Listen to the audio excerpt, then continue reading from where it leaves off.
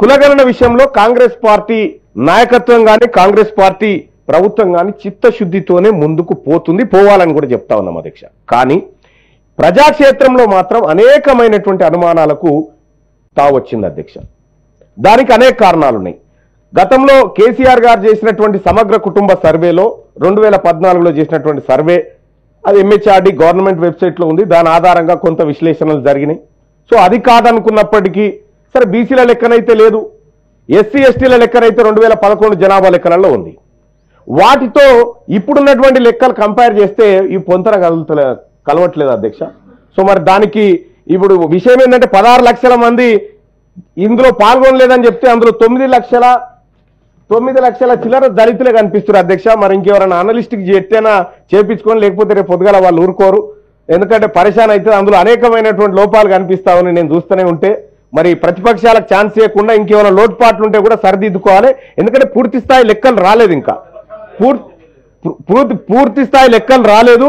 అయితే కులాల వారీగా కూడా ఇక్కడ ఎస్సీలకు సంబంధించినటువంటి కుల వర్గీకరణలో ఇక్కడ ఒక చిన్న రెల్లి అనేటువంటి వాళ్ళు 3025 మంది ఉన్నారని, పాకి అని, మోటి అని, తోటి అని 947 మంది ఉన్నారు.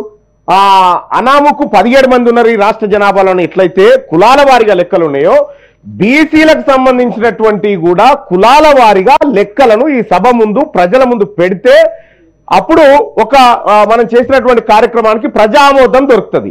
లేదు అనుకుంటే కాదు. ఇప్పుడు ఈ పత్రం అసలు నాకు అర్థం కాలేదు అధ్యక్ష. ఈ పత్రం ఒకటి పెట్టాం మనం, కానీ ఇది ఉందని మొన్న ఉత్తమ్ కుమార్ రెడ్డి గారే చెప్పారు గౌరవ మంత్రివర్యులు. మరి ఈడ గదే కనిపిస్తుంది, ఇంకా కొత్తగా ఏం లేదు. ఏమైనా బిల్లు ఏమైనా పెడతారేమో నేను సంతోషంతో ఊరుకొచ్చిన అధ్యక్ష. ఇక్కడ బిల్లు కనిపిస్తలేదు, ఏం కనిపిస్తలేదు, మళ్ళా గదే ఉంది కథ. బెల్లు అంటలేదు. మా అధ్యక్షుల వారు మంచివారు కాబట్టే ఇక కొత్త సభ్యులకు కూడా ట్రైనింగ్ శిక్షణ కోసం అలాంటి చిన్న చిన్న సభ్యులకు కూడా ఇస్తా ఉంటారు అధ్యక్షులు. ఆయన గొప్పవారు. అయితే ఇక్కడ అధ్యక్ష అది మీరు అథెంటిక్ కాదంటారు కదా, అది కేసీఆర్ గారి దగ్గర ఉన్నది, అది తీసుకొని రారి, అదేందో చూసిన తర్వాత చేద్దాం. 2014లో కేసీఆర్ గారు చేసినటువంటి సమగ్ర కుటుంబ సర్వే ఏదైతే ఉందో అది అథెంటిక్ కాదని చెప్పి ఇప్పుడు ఆ నాయకులు చెప్తున్నటువంటి మాటని వాళ్ళు ఎక్కడ సభలో ప్రవేశపెట్టలే, ఎక్కడ పెట్టలే. పైపెచ్చు 33% రిజర్వేషన్, బీసీలకు దక్కిన రిజర్వేషన్ 23% పట్టుకొచ్చి ఇవాళ తెలంగాణ రాష్ట్రంలో బీసీ జెడ్పీటీసీలు ఎస్టీ జెడ్పీటీసీల కంటే చాలా తక్కువ కిందికి తీసుకొచ్చినటువంటి మహనీయుల గురించి ఇప్పుడు నేనేం మాట్లాడాలి సార్?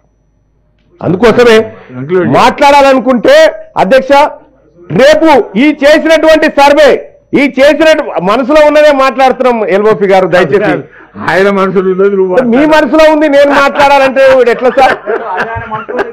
ఇప్పుడు నేను ఏమంటున్నాను సార్, కనీసం తెలంగాణ రాష్ట్రంలో అధ్యక్ష సమగ్ర కుటుంబ సర్వే చేసినటువంటి వాళ్ళు తెలంగాణ రాష్ట్రంలో పందులు ఎన్నున్నాయో చెప్పారు కానీ బీసీలు ఎంతమందిలో చెప్పలేదు అధ్యక్ష. ఇప్పటి వరకు పందులు ఎన్నున్నాయో చెప్పారు కానీ ఈ రాష్ట్రంలో కుక్కలు ఎన్నున్నాయి, నక్కలు ఎన్నున్నాయో లెక్కలు చెప్పినటువంటి వాళ్ళు ఇవాళ కాంగ్రెస్ పార్టీ ప్రభుత్వం బీసీల లెక్కలను తీసుకొచ్చి మా ముంగడ పెడతా ఉంటే పాపం ఆపోజిషన్ లో ఉన్నటువంటి నాయకులు తీన్మార్ మల్లన్న గారు కూడా ఎస్ నా ప్రభుత్వాన్ని నేను స్వేచ్ఛగా అడుగుతా ఉన్నా 2011 లెక్కలు ఎస్సీ వర్గీకరణ కోసం, తాజాగా బీసీల కోసం ఈ లెక్కలు ఎందుకు తీసుకుంటున్నారని నా ప్రభుత్వాన్ని నేను అడుగుతా ఉన్నా.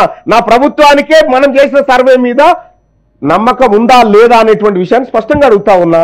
సరే, ఇక్కడ మనం గమనించాల్సినటువంటి అంశాన్ని ఒకసారి చూస్తే అధ్యక్ష, ఇవాళ బీసీలకు సంబంధించి కేవలం సర్వే చేసినాం, మా దగ్గర లెక్క ఉంది, ఆ లెక్క ఆధారంగా మేము చేసుకుంటూ పోతామంటే కుదరదు అధ్యక్ష. ఈ బీసీలో ఉన్నటువంటి దాదాపు 135 కులాల వారీగా లెక్క, గ్రామాల వారీగా లెక్క, వార్డుల వారీగా లెక్క మా ముందుంచాల్సినటువంటి అవసరం ఉంది అధ్యక్ష.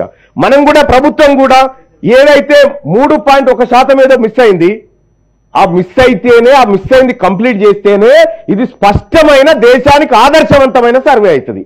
అది వదిలిపెట్టమంటే అది స్పష్టత లేదు, అది ఏమీ లేకుండా పోతుంది. కాబట్టి ఆ మిగతా వాటి కోసం కూడా రాష్ట్ర ప్రభుత్వం చర్యలు తీసుకోవాలి. సో నేను కూడా రిక్వెస్ట్ చేస్తా ఉన్నా, మీ నాయకుడిని సభకు పట్టుకురాకపోయినా పర్వాలేదు, సర్వేలో నన్ను పాల్గొనవలసిందిగా మీ నాయకుడిని మీరు చెప్పాల్సిందిగా కోరుతా ఉన్నాం. సార్ అధ్యక్ష, ఫైనల్ గా ఒక మాట అధ్యక్ష కంక్లూడ్ చేస్తా. బీసీలకు సంబంధించినటువంటి అధ్యక్ష ఈ బీసీలకు వెనుకబడిన తరగతులు మేము క్యాస్ట్ కాదు అధ్యక్ష, క్లాస్. మేము బిగ్ క్లాస్, బీసీలం అంటే బిగ్ క్లాస్ అధ్యక్ష. నేను ఎందుకు చెప్తానంటే పెద్ద సంఖ్యలో ఉండేటువంటి మాకు ఒక పథకాన్ని అమలు చేయాలన్నా లేకపోతే మాకు ఒక ఫలాన్ని అందించాలన్నా కనీసం లెక్కాపత్రం లేదు అధ్యక్ష. ఇప్పుడు ఇచ్చేటువంటి లెక్కాపత్రం ప్రామాణికంగా ఉండాలి. ఎక్కడైనా సంఖ్యల్లో పొరపాటు జరిగితే, ఎక్కడైనా డేటా ఎంట్రీ దగ్గర ఏమన్నా పొరపాట్లు జరిగితే సరిదిద్దుకోవడానికి కూడా సమయం ఉంది. ఎందుకంటే ఇప్పుడు మనం పూర్తి లెక్కలు పెట్టలేదు కాబట్టి. సో అట్లేమైనా మిస్ అయితే కూడా సరిదిద్దుకునేటువంటి ప్రయత్నం చేయాలి. ఎందుకంటే ఇది మా 50% పైచుకున్నటువంటి వర్గాలకు సంబంధించినటువంటి తలరాత అక్కడ ఉంది. ఆ తలరాత కరెక్ట్ గా ఉంటే మా జీవితాలు మారితే ఆ తలరాత బరాబర్ ఉండాలని చెప్పి కోరుకుంటా ఉన్నాం అధ్యక్ష. ఫైనల్ గా ఒకటే మాట అధ్యక్ష, నేనైతే బిల్లు పెడుతురేమో కేంద్రానికి పంపుతురేమో అని సంతోషంగా వచ్చిన అధ్యక్ష. మరి మళ్ళీ అది ఎప్పుడు పెడుతురో మళ్ళీ ఎప్పుడు రావనో, ఆ పెట్టినప్పుడు మా బిగ్ క్లాస్ వాళ్ళకి ఎక్కువ సమయం ఇవ్వాలని కోరుకుంటా ఉన్నాను.